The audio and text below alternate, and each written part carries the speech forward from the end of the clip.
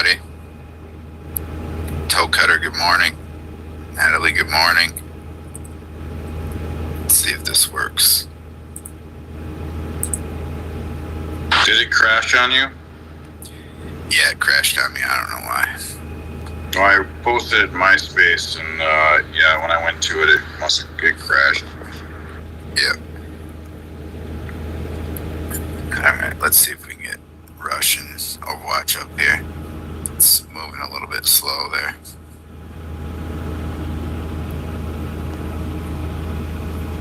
Get on the other device. I don't know if it's doing this.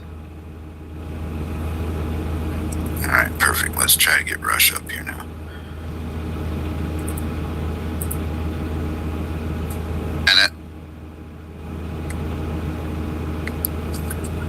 And good morning, Rush. See you guys. Hey, General, good morning. Good to see you. Good morning to everyone down there. It's good to see everyone. I was just listening to AR's great spaces. Bird was going talking about Canada.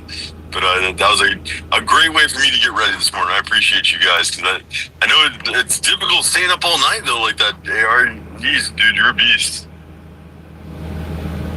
Well, I didn't plan on it, Rush. I had two of my spaces crash earlier, and ton of white pills last night. Holy cow, it was great. Reaching out to some big hitters, and they recognized the space, and with the EAs, and yeah, no, it was awesome. And big old white pill for us here in Minnesota. I'm so stoked that Mike Lindell is gonna, he's gonna go for governor here in Minnesota. So, and yeah, I'm pushing that. My mom's actually really good friends with his wife, so we're trying to get the ethnic American space out, and ethnicamerican.org out there, and push all our content. And we know Mike Lindell; he's a straight shooter. So, yeah, this is gonna be a huge win for us.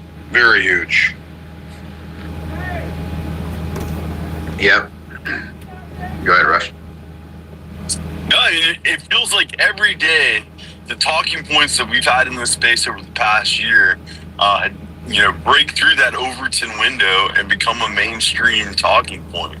To me, I think it's extremely encouraging to how far that Overton window shifted. From the Hart-Celler Act to talking about the history of slavery or what is an American, it makes me really proud to see all these, talking points that, we talk about in this space every single day, make it to that mainstream level.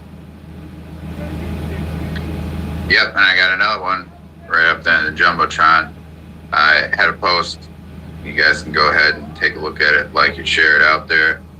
Steve Miller, he's talking about immigration. He says that massive migration has destroyed America, and there's one simple solution: kick everyone out. And he talks about the education system. He says that our education has dropped because of all the invasion. If you kick all these people out, our test scores will skyrocket right back up to the top. So, and we talk about that all the time on the show. We're forcing it down their throats. They have no choice but to start paying attention to what the people are saying. And this is a fact. We've covered, I have the PISA scores up there in the United States. You can see U.S. Asians and U.S. whites are in the top 5 for the entire world for education. And yet, America still ranks number 19 in PISA scores. Why? Because we've been invaded with a bunch of low IQ savages from Mexico, from South America, from Africa, from all these other third world low IQ retarded countries. They're dragging our education down to the ground. We went from being number 1 in the world in 1979 to now being number 19 because we're being overrun by third world savages. And the way you fix this problem is you kick everyone out. They published stat the other day saying 54% of Americans can't read at a 6th grade reading level. Well, that's incorrect. 54% of people in America can't read at a 6th grade reading level because they can't speak English, most of them. They've flooded in here from the third world. How are they going to be able to read? That this is crazy. And it's worse for Gen Alpha. Gen Alpha is going to be the first generation where Americans become a minority in America. Well, it's time to start kicking people out. That's the only solution. And Trump said it before. The only way to fix this is run mass deportations, which he hasn't been doing, right? He sat on his ass for an entire year and didn't run mass deportations. That's a fact. He got a little bit over 500,000, almost 600,000 people out. And yeah, he's counting self-deportations, fine. You want to count self-deportations? If you want to count self-deportations, Trump, then you better get 53 million people out of here. How about that? Count those self-deportations. Then we can have a conversation. But until that happens, no way.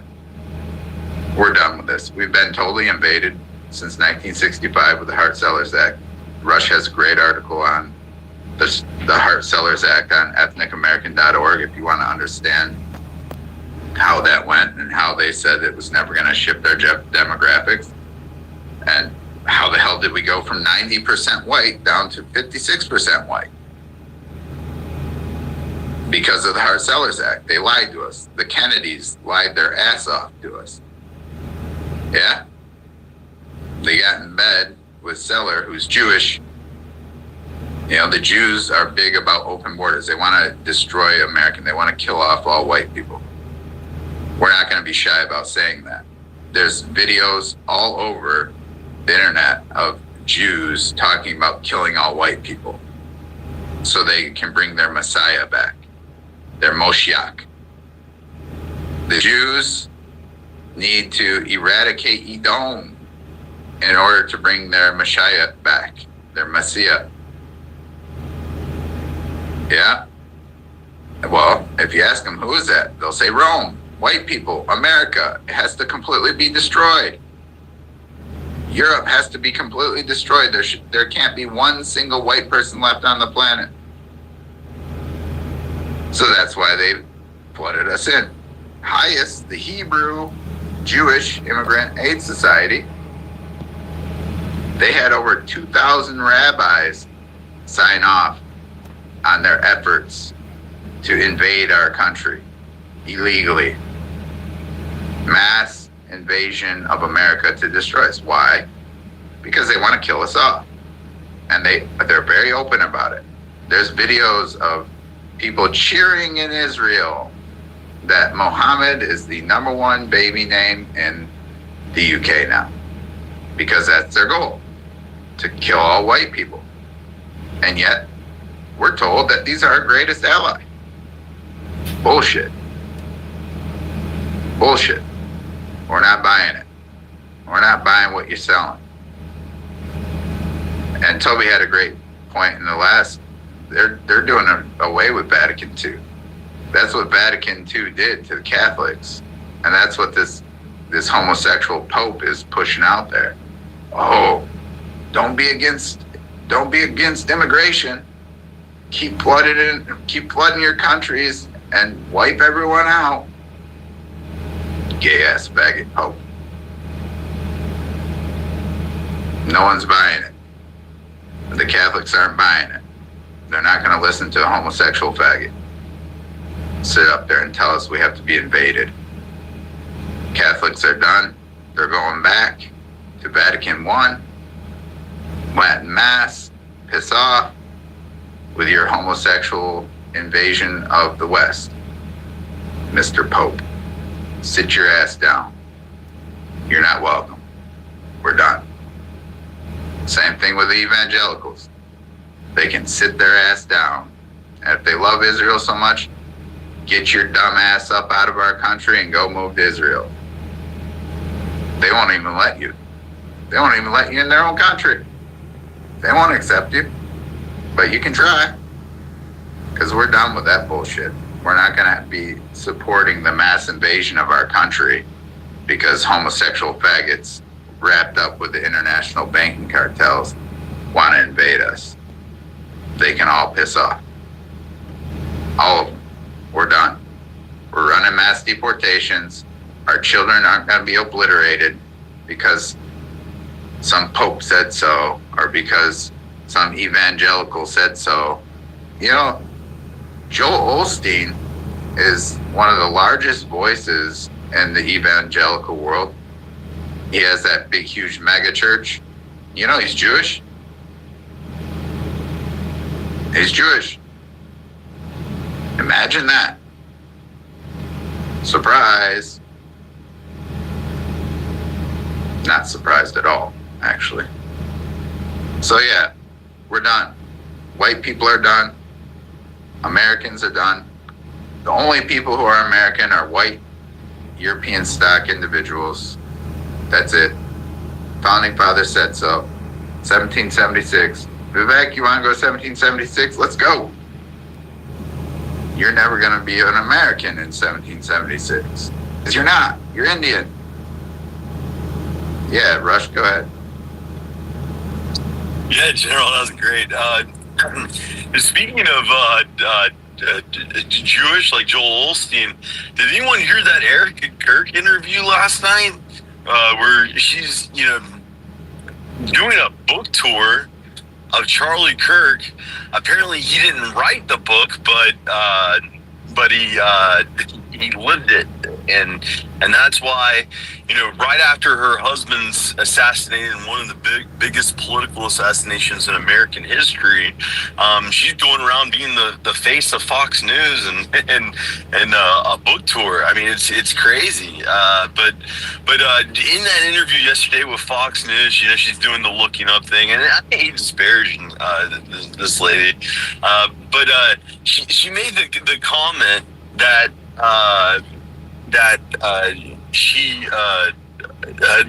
when Charlie came home, he dropped everything with work. Shabbat shalom. Like, making it so casually, and I understand respecting Sabbath, but she specified Friday. I mean, to me, that's not something a Christian would ever say. So either she's Jewish or Charlie was Jewish, or I don't know. I don't believe the story. Why would she say Shabbat Shalom like that on a Friday? Even if they were using the word Shabbat, it wouldn't be Friday. It would be Sunday. So I didn't really. I don't know if anyone saw that video. I thought it was very Rush was wrong right there. It would have been Saturday. Disturbing, and the Jewish people were spreading it like crazy. Lots of people were spreading that video yesterday, saying, don't say anything bad about Erica Kirk. Yeah, but I mean, the Jewish holy day Saturday, isn't that why Friday? Why would he say it on Friday? The Friday is for the Muslim. Saturday is for it starts Friday. Does it starts at 6 p.m. to 6 p.m. on Saturday? That's why. So it starts 6 p.m. on Friday and goes to 6 p.m. Saturday. I believe so. Yes, that's correct. And a lot of evangelical Christians love to say that to show their solidarity and support for the Israelis and stuff. So it does happen. For a secular state created by the Rothschilds. Yeah, I agree 100%.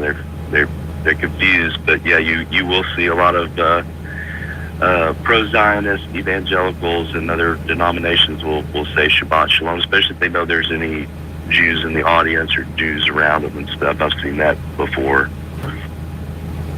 Right, but so it's not a Christian thing to say that. She was saying it for Jewish people. Yes, 100%. She was showing off or dancing for them. I don't know who Waffle Toaster is. Who is that? Potato Kitty? Waffle Toaster has been suspended from... I don't know who that is. insane. And she's doing this book tour of a book Charlie Kirk didn't even write. And we talk all the time about how the elites love to launder money through art and book deals. Anytime you see someone touting a book, you know they're getting a huge payoff. And I think that's what we're seeing here. It's kind of crazy. But money laundering. Oh, go ahead, Jack.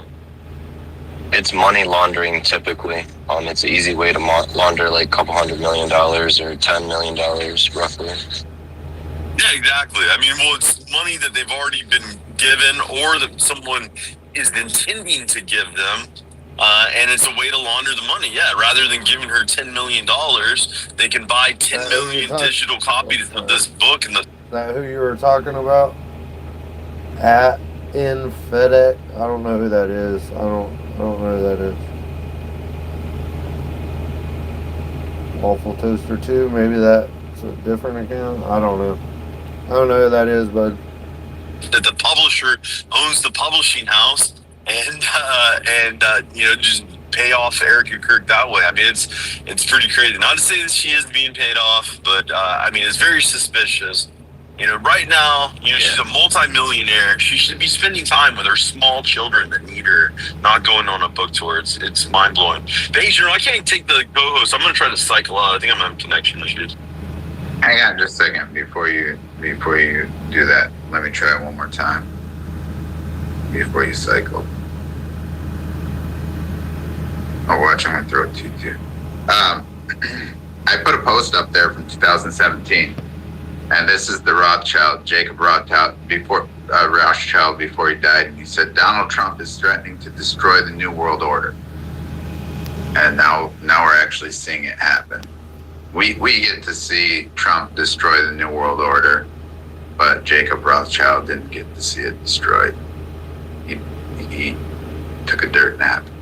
So yeah, it's this has been the position of the Rothschild bankers for a long time, and the Rothschilds were the ones who founded the state of Israel. So when all these evangelicals sit there and say, oh, that's why they support mass invasion of our country, because that's the New World Order, right? That's part of destroying us. That's how they have that whole thing tied in.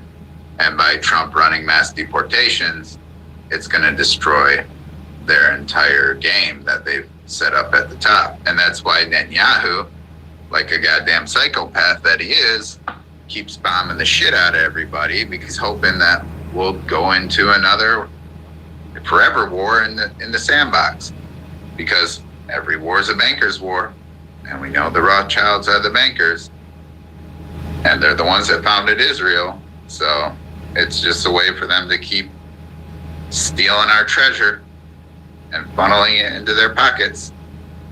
And all those evangelicals are retarded for supporting that retardation.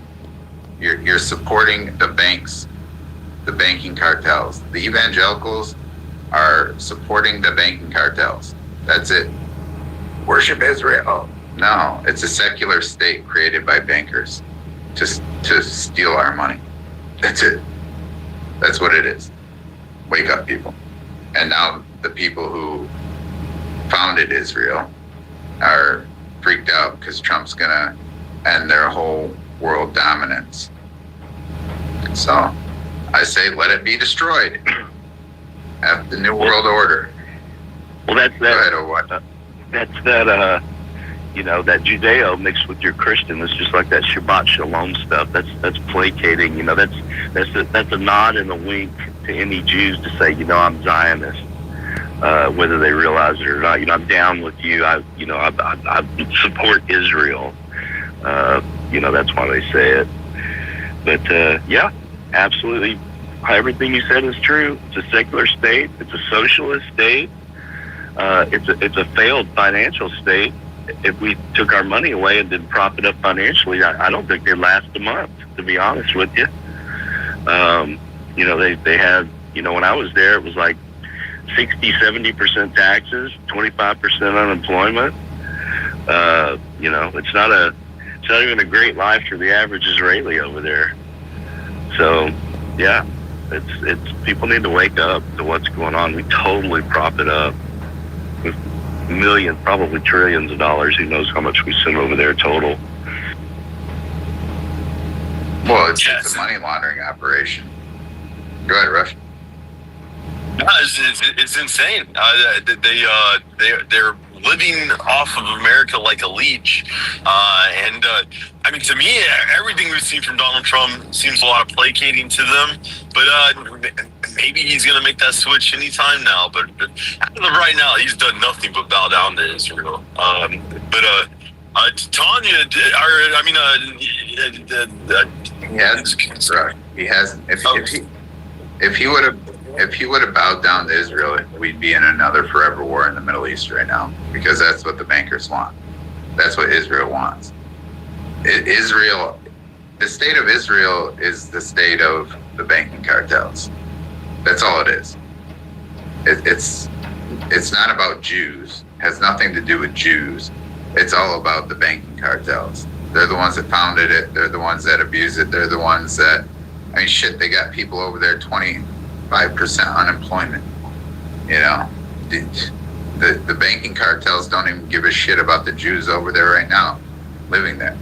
It's all about money laundering and pulling all of our resources away from America. That's all Israel is.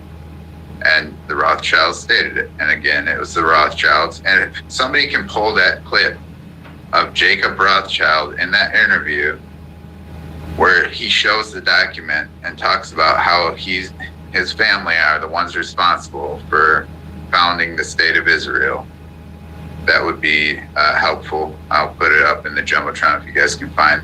But yeah, I mean, it's just a bank. It's a state created by the bankers to money launder and strip mine the West of all our resources and put it into their pockets. That's all the state of Israel is. And they don't give a shit about the Jews. The Jews that are over there, they're taking it on the fucking chin every day over there. So yeah, it's a big money laundering scheme. And Trump, he says stuff like, okay, I'll give you this, I'll give you that, so that they won't kill him. But he's still taking down the banks.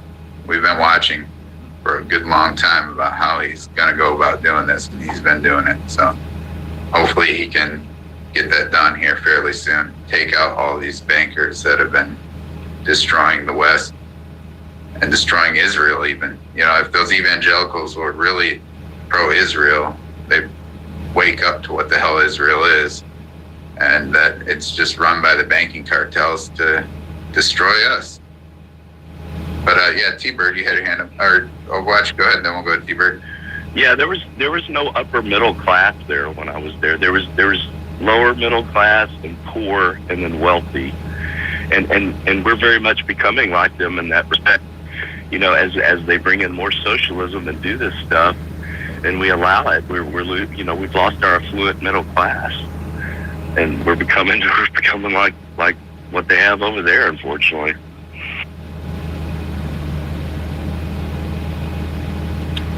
Yeah, the video's in the group chat or the show chat general for Jacob Rothschild and the Balfour Declaration. If you want to throw it up there. And then I made a little short story yesterday about the 14th Amendment. It's a kid's version. It's down in the pill. You guys might like that one too. Good morning. Oh yeah, thanks, Total. I'll have to look at that 14th Amendment short story. T-Bird, I heard your discussion on the. If y'all don't know what TWIDL stands for, it's the way, the truth, and the life. The systems in Canada. I mean, you know, we used to have the guy came in here. He worked at grocery stores, and he was talking about how his employers were completely replacing every person that worked there with invaders, and he couldn't find employment. You know, every time I hear, and then heard veterans come up here and talk about how they've had veterans that have been put up for the MAID program. I mean, I've heard lots of sad stories come out of Canada. And unfortunately, you guys don't have as much free speech there. But hearing your story about trying to go to see the doctor, and you pay into that system, and being fined because the Muslims are shutting down the main street to get there, prevent you from getting it. I mean, it's just another sad story to add that we hear out of Canada. And yeah, I think Canada's where America's heading if we don't turn that ship. But T-Bird, please jump in there. I really appreciate you saying that because it's real. I've actually gone to the extent of the waterfall effect. All of you, you guys are very intelligent people. So the waterfall effect is the Rothschilds, and I know all of you know this already. I'm not telling you guys anything you don't know. Most Canadians, the majority, I'd say 99.9%, do not understand the waterfall effect. The waterfall effect is the Rothschilds, and what they do is they use their insurance money to make money. So you know what I did? I fucking did it. I am that nurse. I'm a registered nurse, by the way, for 30 years. And guess what? I am medically retired because I am injured by the stupid frickin' shots, because they were sent to me by an email by our government of Canada that I would lose my house, lose my children, they would be taken, blah, blah, blah. You guys, I can't even go into it. I'm not going to go into it because it's not a point. The point is, I thought, what is the waterfall effect? That's when I start doing, you know what? I am the girl that will do the stuff. And I'm like, okay, well, I'm not going to pay my property taxes this year. I'm just not going to do it. That's a whole other thing. But when you look at the waterfall effect is an insurance policy. So I asked my insurance company, which I paid a fortune into, and they said, yep, we're going to pay you half of it cash to help you, because based on my severe injuries, based on the injections I got, I should be liable or able to get money to pay for my health care or pay for my heart failure medication, which I'm in heart failure because of these stupid shots. Anyway, guess what? Did everything. They're like, yep, you qualify, blah, blah, blah. Guess what? That's how you make money on the waterfall effect, which is a Rothschild effect. And guess what? They are like, yep, well, Monday morning, we're just going to input This bitch sounds like she's high as hell. all this money into your bank account. Guess what? They needed a letter from a doctor saying that I was going to die 100% within 2 years. I shit you not. I'm telling you guys the truth. I play every fucking card there is because I know it. And I'm like, how did the rich get rich? You got to look at the rich. How do the rich get rich? Because they play the fucking card. So I tried to play the card. And guess what happened? It fucked me over. Guess what happened?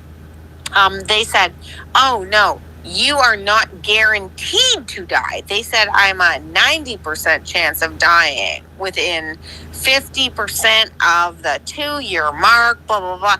But that's the waterfall effect, and everyone needs to look that up. Personally, I just wanted to share that. Thank you, Rush. I love you to pieces. I love you, General.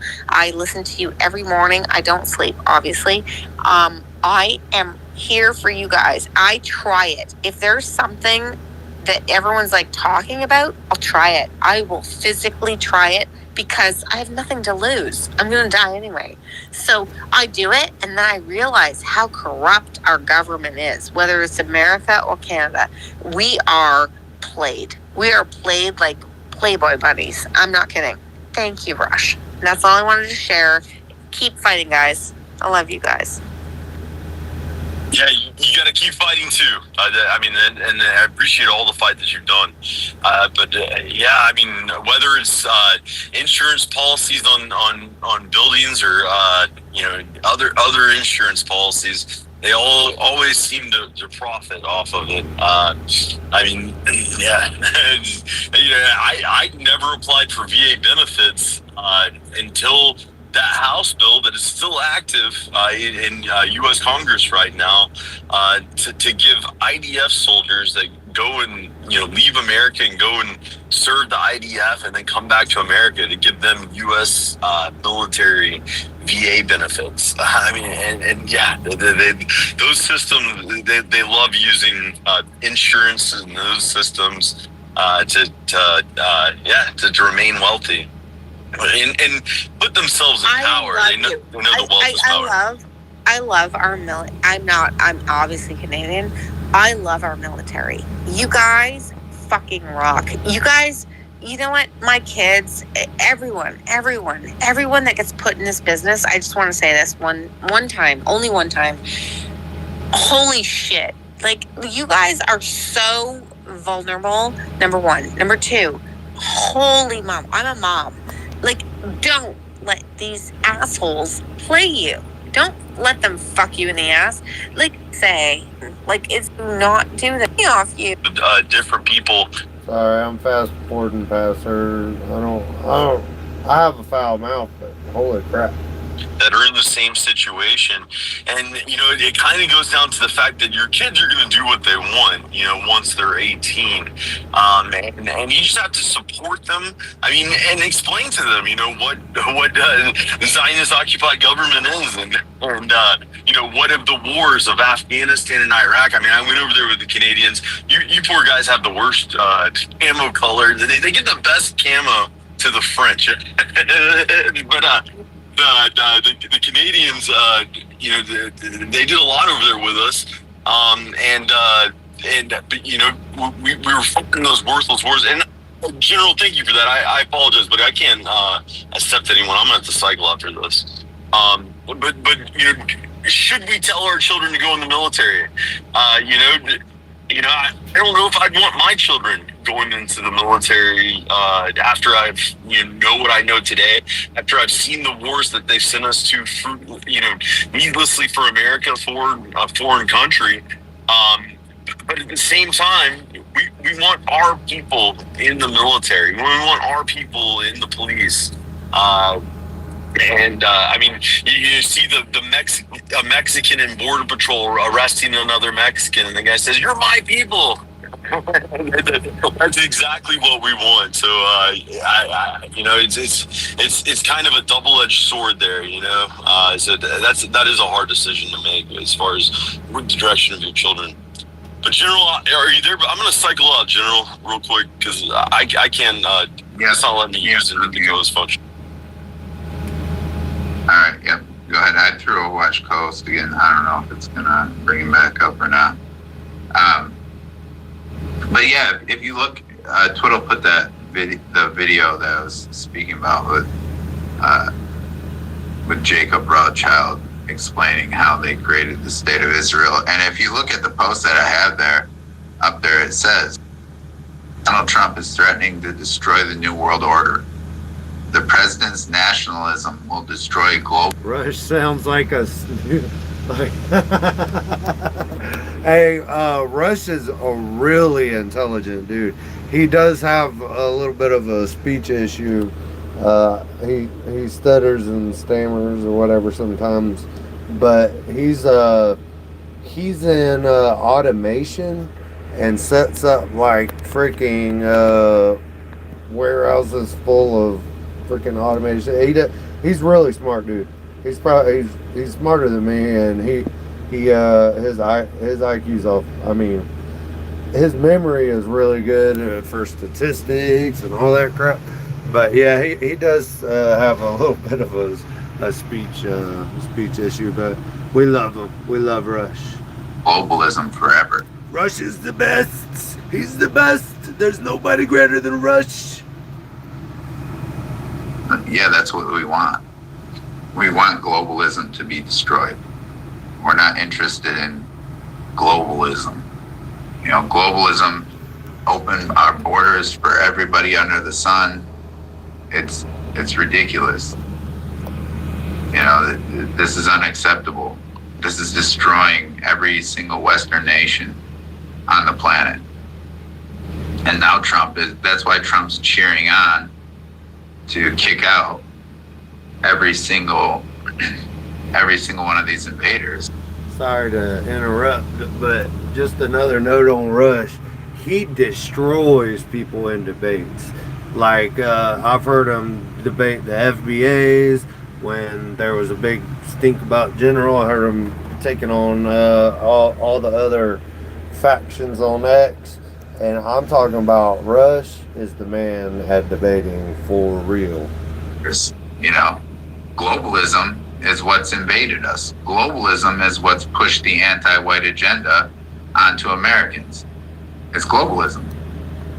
That's what everyone's been talking about and railing on for the last 4 or 5 days. Elon Musk has been posting it religiously.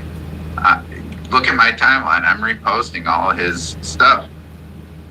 Elon Musk is going on. Here's one that says, we need to save America, then the entire West.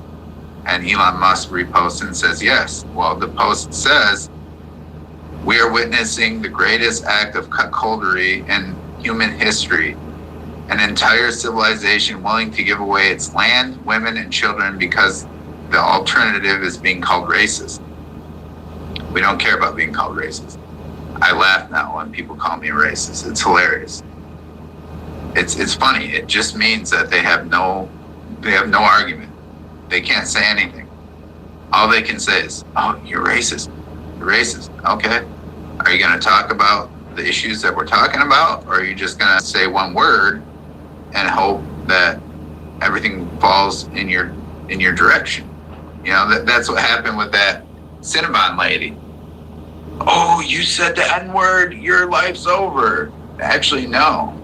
Now you got General Michael Flynn defending the woman and saying Americans are done. Enough is enough. We've had enough of this anti-white garbage. You have, no more.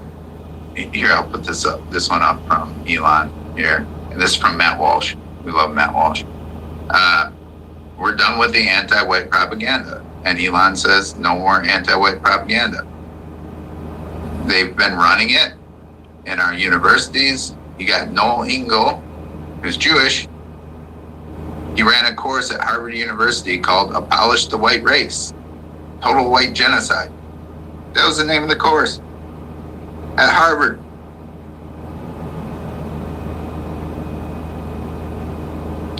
Sorry, This I'm is what we're trying to dealing find with. that post. Who are the people that are running the anti-white agenda? It's the globalists. The globalists are the ones running the anti-white agenda so that you will give away your land, your women, and your children to invaders who want to rape, pillage, and murder everyone in your country. Yeah, we're not going to do that. And all those globalists are going to have to eat it. We're done. We're done. It's the banking cartels that are doing that. They're the biggest globalists. And if anyone's pushing this bullshit, sorry, bud, your time's over. We're done. We're sending them all home. Everybody. Everyone's going home. No more games. When white guilt dies, all this invasion ends. And everyone goes home. And it doesn't matter how long you've been here. It doesn't matter how long you've been in America. It doesn't matter how long you've been in the West. It doesn't matter what you think you built. You're going home. We don't care. We're done with fake history, pushed by the globalists, pushed by the Ghislaine Robert Maxwell textbooks full of anti-white hate and fake history of slavery and fake history of everything to demonize us. We're done. We're done. I'm damn sure done with that And shit. all that propaganda, the trillions of dollars that they spent on this propaganda, they've controlled the education system, they've controlled the entertainment industry, they've controlled the media, all in an effort to brainwash everybody. Well, guess what? It didn't work. Now it's falling apart. Their trillions and trillions of dollars they've spent on this has all gone down the drain. And it's all going down the drain at lightning speed. God's speed. Destroy it. Destroy it all. That's all I can say. If nationalism will destroy globalism forever, then forever let it be destroyed. And piss off Mr. Rothschild in your dirt nap. Rush, are you back up here? You're running? Yep. Yeah, I'm back too. I had to bounce. This app is crazy. What did we go like a year with? I didn't have one single issue, and now suddenly the last couple of weeks, crazy.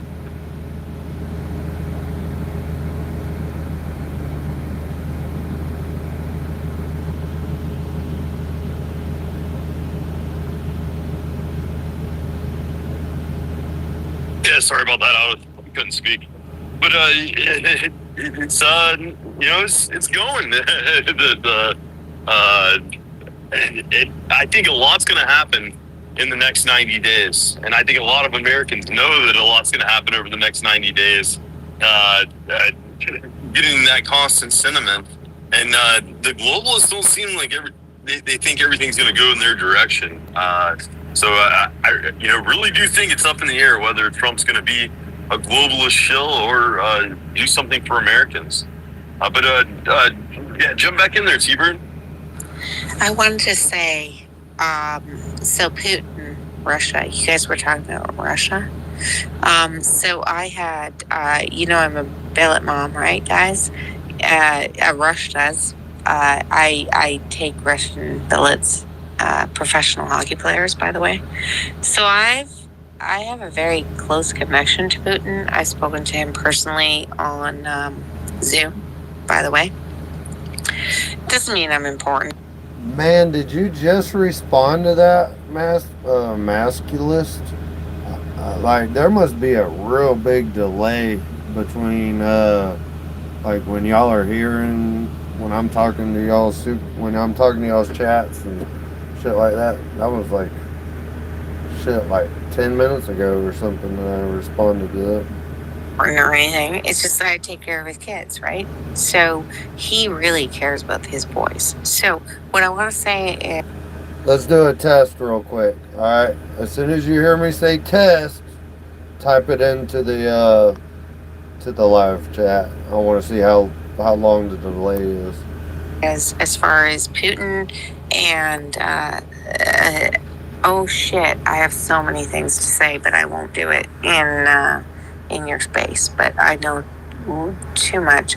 The electronic, it's an underwater submarine, kinetic injury. Sorry, kinetic injury.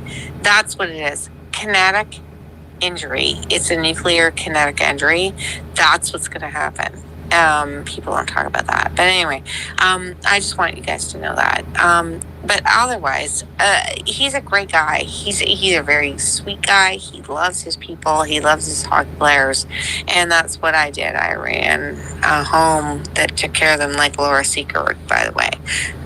So anyway, at the end of the day, if you have any questions about Russia or Putin, I have a very personal connection to him. I do believe he's not evil. I think that your country might have caused very, very severe damage globally, personally. I'm in Canada, like I said. I just wanted to share that. I have very limited connection to these people, but personal connection. So anyway, that's all I wanted to say, Rush. Thank you so much, sweetheart. I love you guys, and I hope you guys stay safe. Like, it's very scary what's going to happen. It's very scary. I love you. No, it's great. It's good what's happening. We needed this. In many cases, it's like we waited our entire lives for this moment of dispelling this lifelong event that's been going on, and turning tide and getting rid of that deep state. And we're either going to get rid of it over the next 4 years, or it's going to fully manifest itself and be completely in control.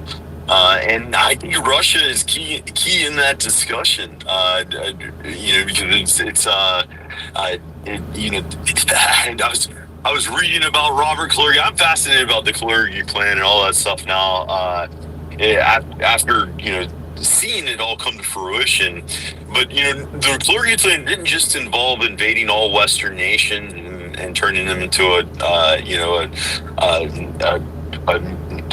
Mongoloid race, they refer to it, of multiple ethnicities, and it also talked about the world, and it talked about how Israel would lead the Mongoloid West against Russia, and it was specifically defining Russia, and this was all written prior to World War. It was 3 minutes before, since I said test, to type test in there, and you said, no, it's me. I'm lagging. Too. I mean, and prior to the Cold War, it's almost like it did set the path that we're on now. But as far as Sorry, 4 minutes. Russia today, I mean, it does seem like the global homo wants that war, wants to continue the war with Ukraine, and Donald Trump really, is doing a lot to stop that. And France, UK, Germany, they are trying to be obtuse to that and continue to perpetuate the war in Ukraine. I think all of that is key. And at the same time, and we have a lot going on globally. We have the largest fleet deployment outside of a country in history. I mean, we have so many ships down there in the region off of Venezuela.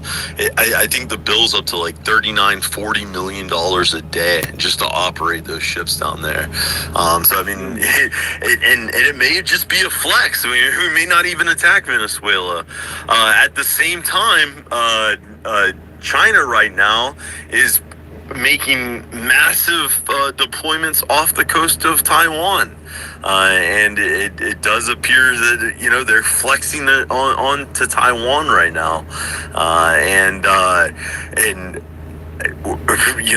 all of these things going on. America is flying massive amounts of C-17 flights from the United States, our Globemasters, which are our massive cargo planes, from the United States, from California into Kuwait and Qatar, and just flooding that country with flight after flight after flight.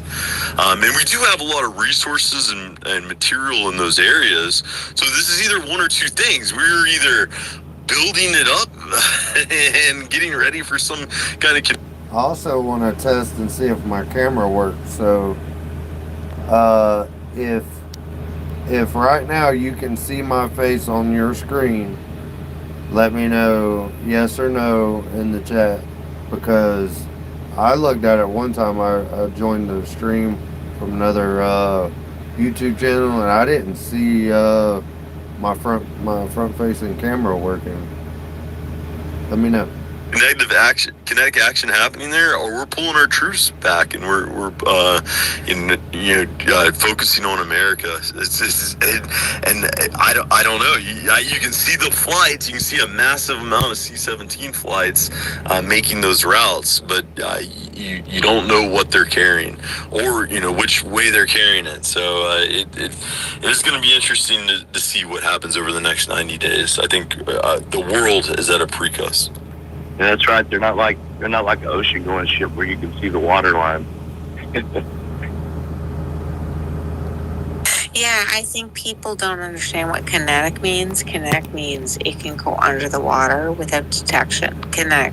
See, everybody needs to understand this is not a nuclear war that we obviously saw in 1981 when we see 28 days later, or you see the stuff when we're older like me. Kinetic energy is under, like, as a thermal. It's a submarine level. And you guys know this. You guys are military. Kinetic energy is very dangerous, and it is run by silver. Why do you think silver is going through the roof right now? Because they know it will either survive us, but also create our nuclear war. So, but kinetic energy, no one talks about this. Babe. That lady is drunk or something. What? Has anybody ever heard of that? I love you. I love you guys. Oh my God, no one talks about this shit. Kinetic, please explain, is very... Kinetic energy, they're working on a lot of different, lots of people say that's how they are creating earthquakes and stuff, is through that. But I saw yesterday they have a documentary now on the not the contrails, the chemtrails in the sky, and and they're validating chemical trails, the things that we've known forever. The clouds don't look anything like they did when we were kids. When we were kids, we used to be able to make things out of the clouds and say, "Oh, what does that cloud look like? What does this cloud look like?" Now all of our clouds are flat, weird things, and we know that they're doing something to our atmosphere. But it's the truth is constantly hidden from us, but it's being exposed every day. I mean, there's a documentary on Amazon Prime right now talking about chemtrails and exposing the things that we talk about in the space on chemtrails. But the other stuff, I wasn't privy to that top secret information. But James, your article has been getting great traction on the 14th Amendment. I mean, I thought it had a huge amount of views on it, and I saw a lot of really big names retweeting it out there for you, James. Really great work on that 14th Amendment article, buddy. Well, thank you so much. Oh, okay. You skipped the live to catch up. Oh, okay. I get it. You backed up to hear the whole conversation. My bad, dude. I misunderstood you.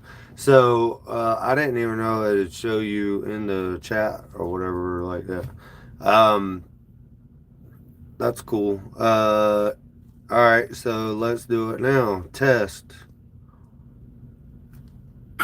Yeah, that's we had been waiting for that one for a while. That one was took a little more time than I thought, and I couldn't tie it together at the end. I was like, I couldn't find the bow to tie it together, and then Overwatch came and threw the Hail Mary, and I caught it, and turned out being a great article. So thanks to the whole team. Thanks, General. Thanks, Overwatch, for helping me out with that article. And outstanding piece you had yesterday, Sir Rush. Most people had no idea that the United States imported less than 4% of the transatlantic slaves, and that we were one of the very first countries to constitutionally ban the trade and then spend all our blood and treasure to end it everywhere. So that was a really edifying article for me to read, and I'm sure that's going to get a lot of traction as well. I have a new article today for you. I'm just having my first copy. God, I'm sorry I didn't come on yesterday, but it's hard getting up at this time on the West Coast every morning. But I'm up, and I have a new article. I can't seem to share things in the jumbo unless I'm a co-host anymore. Yeah, you're not that far behind now. Now it's just I don't know, 30 seconds or something. So it's not that far behind on the laggy. Yeah, definitely much more gooder now. More. So if one of you would be so kind as the first post on my feed. So this one's going to raise a lot of hackles, I'm sure. It's called The Great American Displacement, Part 14, Our Religion. And it is about how our religion in America has been stolen. It's been changed, and people are putting our covenant with our God at stake. So I'm sure a lot of people love it, and I'm sure a lot of people will hate it. I get into the idea that people say that America was not founded as a Christian nation, and hopefully I put that to rest in this article. I talk a lot about providence in. All right, if y'all want to see real quick, I'll show you on ethnicamerican.org. This is the, this is where you go, ethnicamerican.org. This is the home page. All right.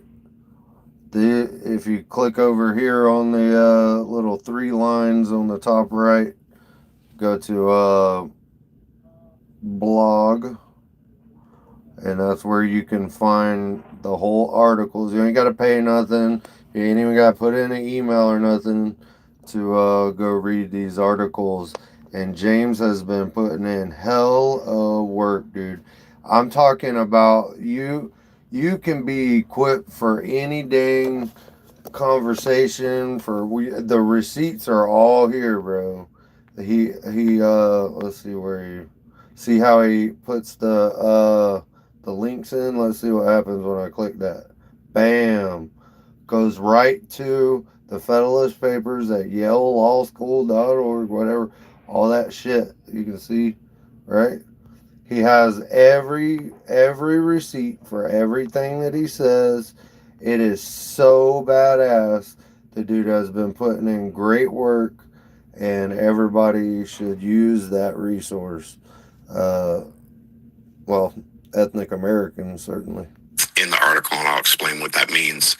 But since the very first days of America in 1610, when Jamestown had foundered, and all the people in Jamestown that were left over of the original 470 people that arrived at Jamestown on 4 ships, those people starved to death and were attacked by Indians, and they gave up.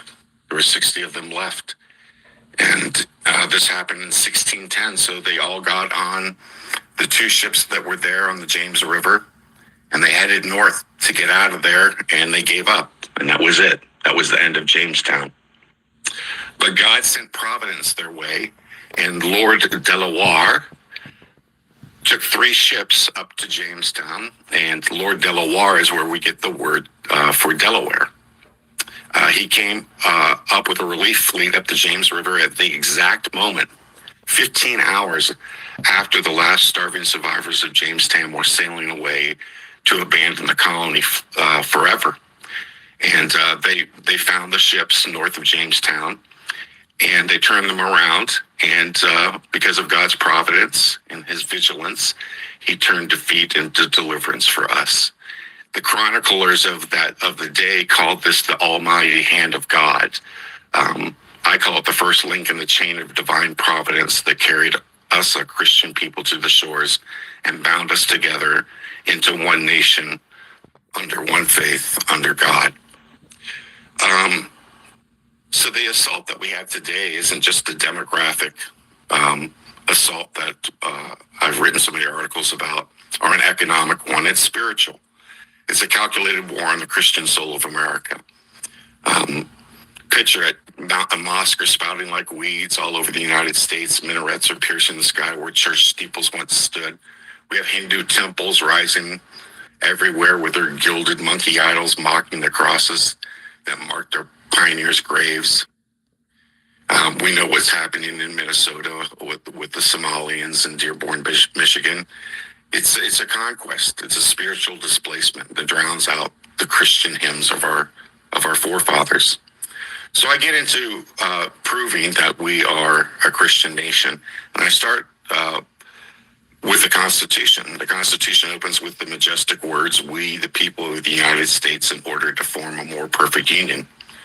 But we have to ask ourselves, who are these people? Well, in the Federalist Papers #2, which is a series of 85 essays penned by John J. Alexander Hamilton and James Madison and published in New York in 1787 to 1788, in order to sell the Constitution to the American people and to explain to them what a Constitution was. They unpacked the Constitution's mechanics, its safeguards against tyranny, and its vision of unity for all Americans. They explained what we the people meant. John Jay, our first Chief Justice, he wrote in the Federalist Paper number 2, with equal pleasure, I have often taken notice that Providence, and there's that word again, has been pleased to give this one connected country to a one united people, a people descended from the same ancestors, speaking the same language, professing the same religion, attached to the same principles of government, very similar in manners and customs. And that same religion, well, in 1780. All right, again, I'm gonna show y'all real quick, so y'all don't think this dude's making crap up. It's linked right there where it says Federalist number 2. Bam, click it, pull it up. It's in your browser or whatever. I'm using Chrome. That's what I'm screencasting. So if I go here and say, right, let's use same religion. So I can do a doc search or a word. I should be able to do a find word. All right. Same. Okay, so look, I'm gonna zoom in. Bam, professing the same religion. I'm saying don't take nobody's word for jack crap, is what I'm saying. You should do all your own research. Look, this is the website. Let me edit it. law.yale.edu/18th_century/fed02.asp. If you don't think that's really the Yale Law website, I don't know what to tell you. So, how do I get back? Okay. I'll go back to James speaking, but I just wanted to say, always check everything you hear on the freaking internet. But this group of people that I'm with, they bring receipts. 87, America, it meant Christianity. His invocation of providence wasn't casual. It echoed the biblical God who guided the Israelites and underscored the divine mandate for Americans' Christian unity. So why did they not just specifically say in the Constitution, why didn't they use the verbiage to say that we were explicitly Christian? And that's a great question that everyone will have. And the answer to that is federalism. See, the founders designed a limited national government, and they reserved police powers, which included, through their definitions in Federalist number 45, education, morals, and religion to the states as laboratories of democracy. That's why it's not in the Constitution. The secularists will howl, well, they were deists. Jefferson trimmed miracles from his Bible, but every single founding father echoed Christian law, the divine moral order imprinted on human reason. And that comes from St. Augustine's City of God and St. Thomas Aquinas' Summa Theologica. And Jefferson's Nature's God in the Declaration, it's straight out of Thomas Aquinas' book, Reason Revealing the Creator's Law.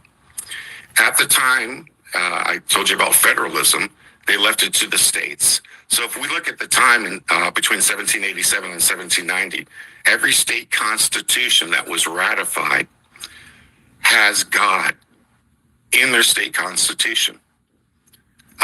Connecticut, Delaware, Georgia, Maryland, all of them. Maryland, for example, says all persons professing the Christian religion. Massachusetts, you had to open with saying that I do believe in the Christian religion. Every single one of the original states in their constitutions have explicit calls to Christianity and the God of Christianity. Their tolerance was Christian to Christian. There were states at the time that if you wanted to vote, you had to take a voter oath and declare the supremacy of Christianity. Then I get into dismantling the tropes that we always hear. Well, the article, the Treaty of Tripoli in 1797 said the government of the United States is not in any sense founded on the Christian religion. And people will brandish that like gospel to say, no, we weren't a Christian country. Well, it turns out that John Barlow, who was a U.S. consular in Algiers, he translated the original document into English, and he added those words, founded on the United States of America is not in any sense founded in the Christian religion. If you look at the original document written by our Congress and sent to to Tripoli in Arabic, it doesn't have that. So the people that think that's a slam dunk, it turns out to be a forgery exposed. And I get into different things, Jefferson's Wall of separation, no God in the Constitution, the founders' deism, the true meaning of freedom of religion. And I ask everyone to foresee the backlash and reclaim our Christian birthright. And then I get into providence, and I explain, if you read any of the founding fathers, you see this word over and over and over and over again. And they define it. Washington defines providence as the hand of the personal God of the Bible who miraculously intervenes in history, preserves nations, and deserves public knowledge and gratitude. Even Benjamin Franklin, the deist, everyone says, the biggest deist was Benjamin Franklin. He, at the Constitutional Convention in 1787, he opens it by saying, God governs the affairs of men, and ends it with in the name and through the merits of Jesus Christ, the Son and our Savior. Thomas Jefferson, same thing. You can see in the article. I end the article with two prayers, an ethnic American prayer and a Catholic prayer for ethnic Americans, for all our people. And I close it out by saying we face a spiritual siege today, and we need to rise, reclaim our country, and pass the fire forward.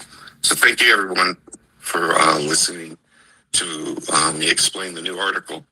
And I'm happy to have so many ethnic Americans here with us today. Bravo, sir. Bravo, James. If you happen to catch this, I don't see why you would, because you were live in the space. If you happen to catch this, James Sewell, y'all, ethnicamerican.org. Check it out. Thanks, James. I really look forward to reading it.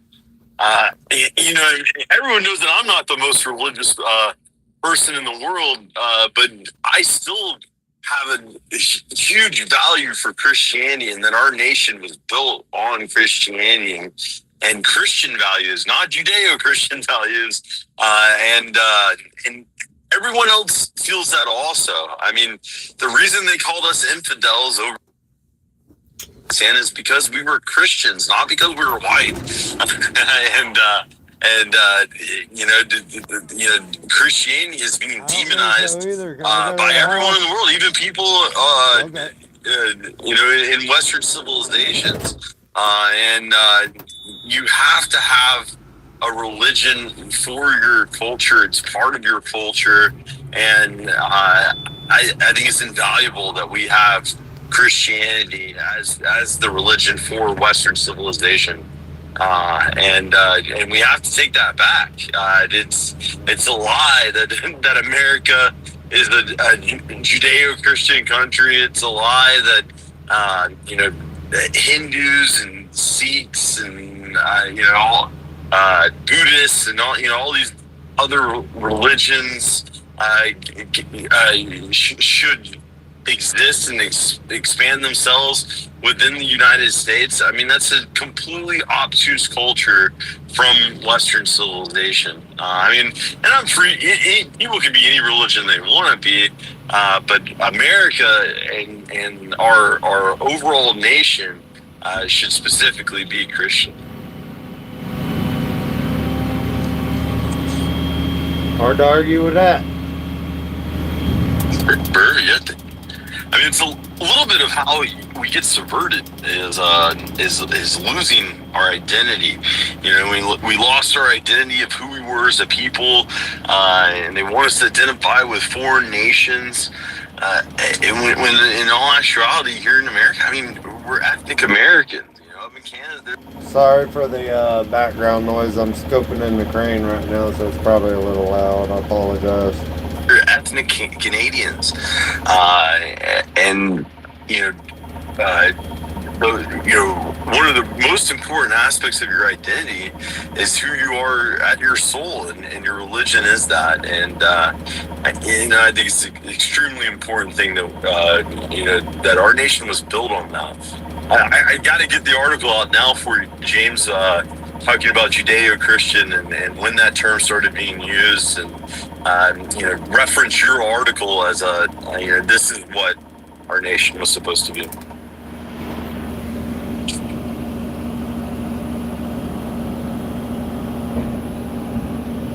I don't know if you saw Twiddle posted a little short story. He took the 14th Amendment article that I had and ran it through Grok and asked it to write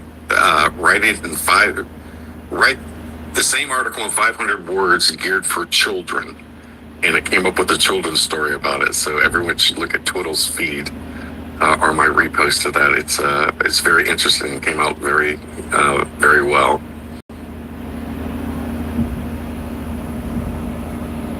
The anchor babies in the magic door. Yeah, I was very surprised that when I saw that, I was like, wow, that's wonderful. It's very understandable for a young child. Well, not a young child, a middle school child. Yeah, that's amazing. And with the AI, I mean, you can take that and make illustrations out of it, and get something to paper very quickly. Yeah, I was wondering if we can. I don't know how to get anything in the education section of the website, but if we could get that going, they're all raring to go to put up some children's books in the education section. So that'd be great. Yeah, it'd be amazing if we could get it in a concise document. I don't know how would it be, slides or to have illustrations next to the words. But if it's in a blog type form, it would go in the blog. I think the education section is meant more for links to documents. So, I mean, are we going to upload a PDF style document or a PowerPoint presentation slide document, or would it, how do we plan to disperse that information, or will it just be JPEGs with slides that are on the education sections, the links to individual pages?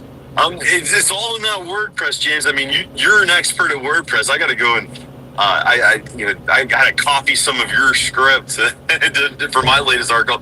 I got to go back and fix my old articles because it is a lot better to have the title, image, and those things. I mean, after seeing what you've done with all the blogs, we have to make it consistent across all of them. I got to step my game up. Yeah, we'll have to. You guys will have to ask whoever the webmaster is of it how we post into the education part of it. And I've also noticed you can only post the article, our blog articles under immigration or history. If you click any of the other ones, it doesn't come up on the blog. Anyway, it's neither here nor there. I don't want to derail the space on that silliness. Yeah, General, I'm back up. If you could throw me Coho again, it just keeps kicking me out. I don't understand it. I'm at the house on 1 gig pipe, and it's crazy.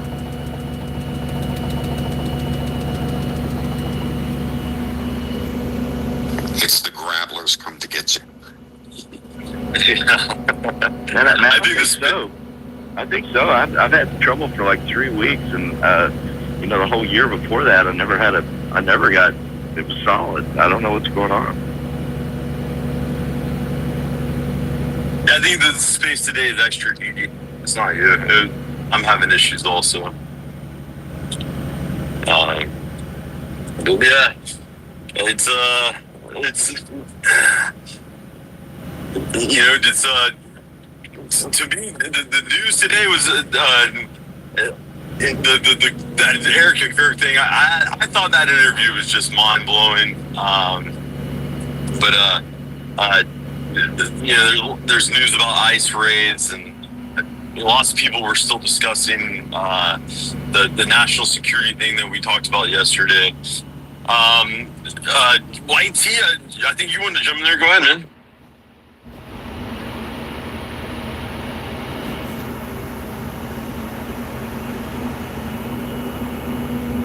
Perfect. Yeah, I don't know if he's there or not. Well, Rush, you're not wrong on that. I mean, we all have a sixth sense, and if I get a weird vibe from people, like male or female, I mean, I trust my gut, and I just, I don't mean to besmirch her or anything, but I don't get a good vibe from that lady. I feel the same way, so it is what it is. I don't know what happened till I get kicked. No, you're there. Go ahead. We can hear you now. Okay. Yeah, I think the space dropped me there mid sentence. Yeah, Erica Kirk's a weirdo. I think we can all agree on that. But yeah, I don't know if James is there or not. I just wonder what his thoughts were about the First Amendment versus the foundation, or a Christian foundation being so important to the forefathers, because the First Amendment to me seems like a big middle finger to the imposition of Christianity on the culture, because every other white civilization at that time was Anglican or Catholic, right? There was no such thing as a non-Christian white nation theologically imposed from the top down. So it's interesting that if it was so important to the founders and it was so integral to our success, that the First Amendment should exist the way it does. I wonder if we could get his thoughts on that. Well, I think they were pretty clear that the reason they set it up the way they did is because they didn't want any one church running any state, right? So, for example, John Jay, our first Supreme Court Justice, he was Episcopalian. So I don't know if people know what Episcopalian is. Episcopalian, that religion is, that form of Christianity, is Anglicanism, right? Minus the head of the church being the king. So if you take the king out of being the head of the church, the Anglican church, it becomes Episcopalian. And there were states that wanted to make it a religious requirement to either vote or hold office, and you would have to be Episcopalian. Maryland did the same thing with Catholicism. So they were trying to basically get around the idea that any one state, freedom of religion, that basically freedom of your sect of Christian, your sect of Christianity. Like the Connecticut was established by the Congregational Church, right? And the office holders swore names in the name of the Congregationalists, and they didn't want that to be. So how that works with the First Amendment is that they believe that any man had the right to say anything. There was no such thing as not being able to say what you want and have a dialogue about it. And they believe that Christianity was strong enough to hold itself up against that, and it wasn't the federal government's position to be able under federalism to tell the states what to do. Everything comes down to federalism with the founding of the federal government in America, because before that they had the rights of confederation, and there were huge problems with that. With states picking their own religion for their states, them not being able to tax at a federal level, all sorts of problems with the Confederation versus federalism. So I guess that would be my answer to that. I think you bring up a good point, James. Most early settlers in America were complete Christian nutballs. Basically, is the way we would view them today. We would view them as like Jim Jones types, right? The Quakers certainly were those type of people. So I think America was absolutely full of Christian heretics, because The Episcopalian religion is a complete heresy to Catholic doctrine. The same with Catholicism without the Pope. These are heresies, right? These would not be allowed in Europe. You'd be killed for these things. So I do think the founding of America is rooted in an extreme form of Christian interpretation. And the part that bothers me is you say, well, we need to get back to our Christian foundation. We've never left it. Number one, we're probably the most Christian white nation there is. And number two, it's like, which version of Christianity? There's 45,000 denominations. If y'all don't know, this dude is like a big this dude, White T. I recognize his voice. He's a huge subversive piece of crap in the white nationalist movement. He hates Christianity. He hates anything about God, and he wants to destroy it. I'm gonna let y'all hear him, but understand I do not agree with anything this guy says. He does not represent the space that I'm in right now with ethnic Americans. Of Christianity. So Christians can't even agree amongst themselves what the truth is. So I kind of struggle with this notion that we're going to, base our country in something that is ambiguous to the people who follow this, much less to those of us who do not. What do you call it? I would say to that we aren't going to base the foundation of our republic on anything. It's already been based upon something, and we're just going back to that initial point as to the rampant squabbles between religions. They didn't care about that. That's why exactly some of them professed deism, not because they didn't believe in Jesus Christ, but they didn't want to get involved in that publicly. I mean, that's why many of them were fleeing Europe. Is because the Catholics considered their version of Christianity as a George Jones, as you described it, crazy, weird version of Christianity, and that's why they came here. And America was meant on religious freedom, but in my understanding, Christian religious freedom. And that's the reason they included good moral character. Because moral is kind of an open interpretation. And did they consider pagans to be moral? Did they? If y'all don't know why he's saying moral character, he's referencing. Everybody in this space knows that, but sometimes you can't say it every time. But it's the Immigration Act of 1790 that defined what an American is, and it's a free white person of good moral character that's been here for more than 2 years. So like European stock people, any mix thereof that's been here, that's a good person, that's free, not a slave. There were white slaves, Irish, mostly Irish, but all European walks of or races, or whatever you want to call heritage, ethnicities. You had to have earned your freedom, and been free and on this land for 2 years. And then a little bit later they changed it to 5 years and something like that. That's how it went though. But you can look it up. The Naturalization Act of 1790. They consider Jews to be moral? Did they consider Muslims to be moral? I don't think the founding fathers did. I think when they said America was intended for, freedom of religion, I think they meant freedom of Christian religion and Christianity and your interpretations of Christianity. And that's why, it's not one specific sect. It's not one interpretation of Christianity. It's all encompassing of Christianity. But our forefathers had seen the incompatibility of differing Christian religions because Europe had been slaughtering itself for hundreds of years over Catholicism and Protestantism. And so certainly our forefathers were sick of seeing this, right? Of brother wars fighting over a Jew book. It just doesn't make sense. because over there, the religion would become the government, or the government Exactly. would become the religion. That's why over here, they went to the federalist thing, like James was trying to explain. They didn't want to do that at the federal level, and that's why you see the states professing what they wanted to profess, and then you have the whole country as an experiment, so you could vote with your feet.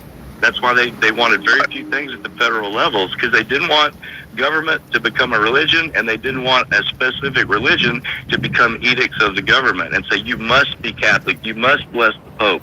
I mean, look at this current Pope we have. He's off the rails.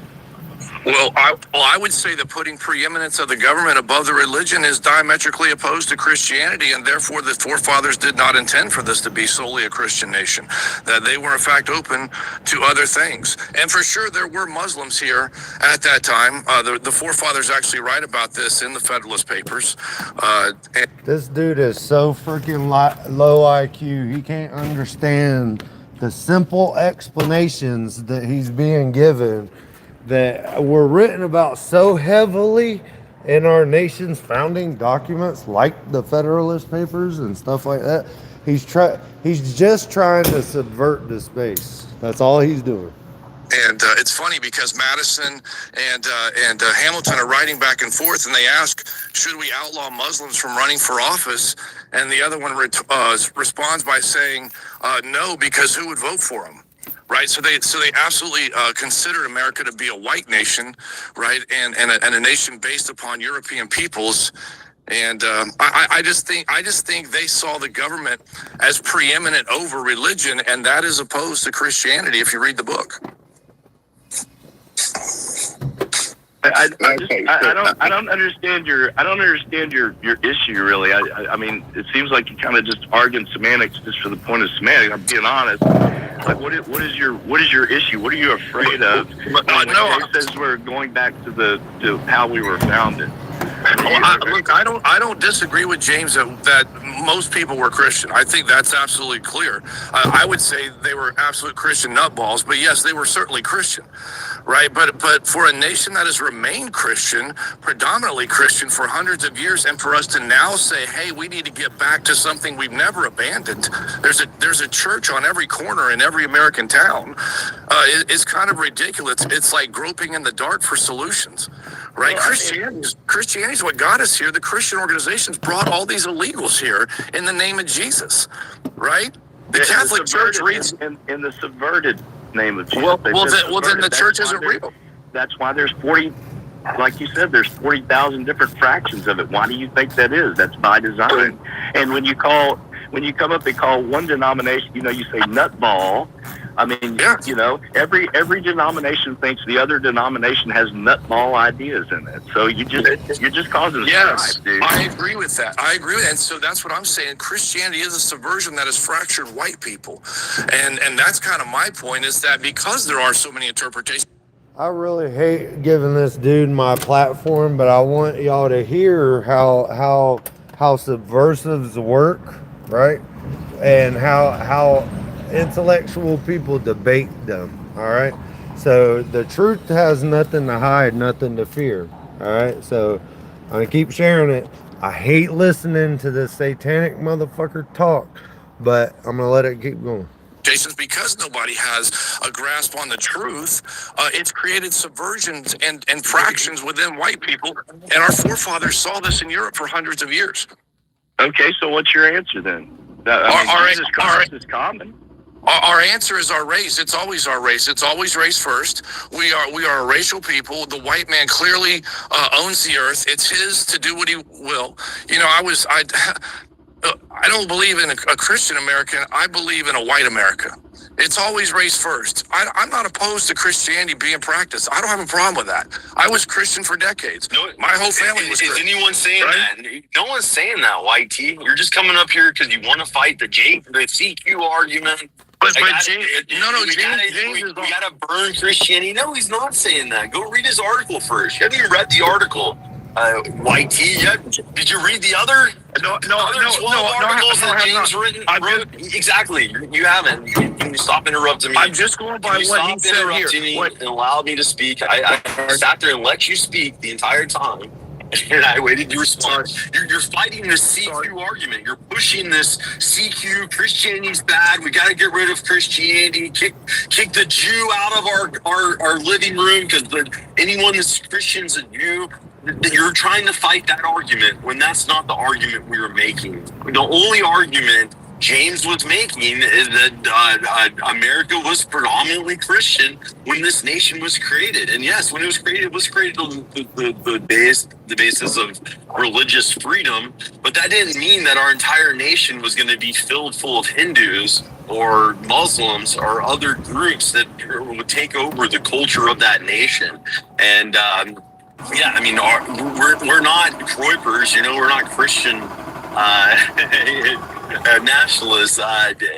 So and no one was making that statement. You're just coming up here trying to argue the CQ when no one was fighting for that argument. Why don't you go read the article and then come and debate us about it? It'll take you a few minutes to read it, and then you can have some points. I will, but the one thing I would say, Russ, is I was trying to argue that James is trying to ascribe our greatness as a country to an invisible spiritual force when I say it's because we're white people. God didn't have anything to do with it. God didn't kill Indians, we did. God didn't build the buildings, we did. You know what James was describing, white team? You didn't read the article, man. Go read the article. James is describing that our nation is being displaced. Our people are being displaced. That's the argument. That our culture is being displaced because of the Great Replacement in our nation. So please go read the article before you come up here and try to debate the article and tell us what the article is and what point he's trying to make in that article. Yeah, I was just going off what he said in the space. I will read the article. Look, I'm not saying that Christianity is the worst thing that happened to America, but we should not ascribe our greatness to the Bible. We should ascribe it to the fact that we're white people and we did this. Oh, Christianity does not make brown countries great. Christianity is 80% brown right now. Okay, Christianity has not lifted the brown countries to the level that we're at. So ascribing our greatness to the Christianity or the Bible is just fallacious. It's not true. So, yeah, it's just a difference of opinion. I think it's because we're white people, not because some invisible God helped us. Well, study that providence word. They all said, like James said, study that word providence that all the founders espoused over and over again. Which is a deist term. Would we say that's more of a deist term than a Christian term? Again, we're back to arguing semantics again. So I don't know what you're doing. All right, I think James wants to jump in. Allow James to respond to what you're saying that he was trying to accomplish in his article, and then we can get to Van and Colleen. But go ahead, James. Yeah, I mean, I said at the offset this was going to get some hackles up. My article says none of the things that you're saying, but I would like to point out that you said some things that were completely untrue. The Federalist Papers treat the American people as a united Christian people that are under divine providence. They define what divine providence is, and that directly comes from the writings of Christian writers. And you said that they had discussions all throughout the Federalist Papers about this. So I'm going to ask you to post them, right? Because I've read the 85 Federalist Papers about 100 times, okay? And there's zero mention of Muslims, Islam, or Muhammad anywhere in the 85 Federalist Papers. Doesn't exist. The closest you could come to would be Madison, number 37, crediting the Constitutional Convention's success to the Almighty, or Hamilton and Federalist number 1, warning against federal influence. In all the 85 essays, every time the word religion comes up, it's always in the context of Christian sects or general theism. If you want to talk about deism, our most famous deist president is Jefferson, who wrote The Wall of Separation in his 1802 letter to Connecticut's Danbury Baptist. But at the same time, he had religious services at the Capitol. He donated personally the Baptist mission. He's the one that paid for Bibles to go to the natives for civilizing them via Christian morals.